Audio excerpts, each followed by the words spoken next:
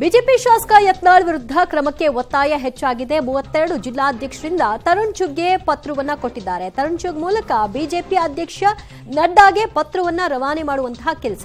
ರಾಷ್ಟ್ರೀಯ ಪ್ರಧಾನ ಕಾರ್ಯದರ್ಶಿ ಮೂಲಕ ಪತ್ರ ರವಾನೆಗೆ ಪ್ರಯತ್ನವನ್ನ ನಡೆಸಿದ್ದಾರೆ. ಸಭೆಯಲ್ಲಿ ಜಿಲ್ಲಾಧ್ಯಕ್ಷರಿಂದ ಅಸಮಾಧಾನ ಸಹ ಸ್ಫೋಟವಾಗಿದೆ. ಜಿಲ್ಲಾಧ್ಯಕ್ಷರು ಪತ್ರವನ್ನ ಕೊಟ್ಟರು, ಆದರೆ ತರುಣ್ ಚುಗ್ ಅವರು ಜಿಲ್ಲಾಧ್ಯಕ್ಷರ ಪತ್ರವನ್ನ ಸ್ವೀಕಾರ ಮಾಡಿಲ್ಲ. ಕೇವಲ ಅವರ ಮನವಿಯನ್ನ ಆಲಿಸಿದ್ದಾರೆ. ಹೈಕಮಾಂಡ್ ಗಮನಕ್ಕೆ ತರ್ತೀನಿ ಅಂತ ಹೇಳಿ ಭರವಸೆಯನ್ನಷ್ಟೇ ಕೊಟ್ಟಿದ್ದಾರೆ. ಈ ಪತ್ರದಲ್ಲಿರುವಂತಹ ಸಾರಾಂಶ ಏನು? 32 ಜಿಲ್ಲಾಧ್ಯಕ್ಷರು ತರುಣ್ ಚುಗ್ಗೆ ಪತ್ರವನ್ನ ಬರೆದ್ರು, ಆದರೆ ಅವರು ಸ್ವೀಕಾರ ಮಾಡಲಿಲ್ಲ. ಅದನ್ನ ಕೇವಲ ಅವರ ಹೇಳಿಕೆಗಳನ್ನ ಆಲಿಸಿದ್ದಾರಷ್ಟೇ. ಪಕ್ಷದ ಕೇಡರ ಹಾಳಾಗ್ತಾ ಇದೆ, ತಳಮಟ್ಟದ ಸಂಘಟನೆಯಲ್ಲಿ ಗೊಂದಲ ಮೂಡಿಸ್ತಾ ಇದ್ದಾರೆ, ರಾಜ್ಯಾಧ್ಯಕ್ಷರ ಮೇಲೆ ಬಹಿರಂಗ ಹೇಳಿಕೆಗಳನ್ನ ಕೊಡ್ತಿದ್ದಾರೆ, ನಿತ್ಯ ಟೀಕೆಗೆ ಒಳಪಟ್ಟಿದೆ.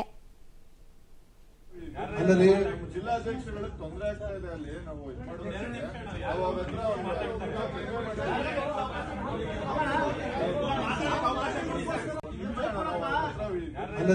ಜಿಲ್ಲಾಧ್ಯಕ್ಷಗಳಿಗೆ ತೊಂದರೆ ಆಗ್ತಾ ಇದೆ. ಅಲ್ಲಿ ನಾವು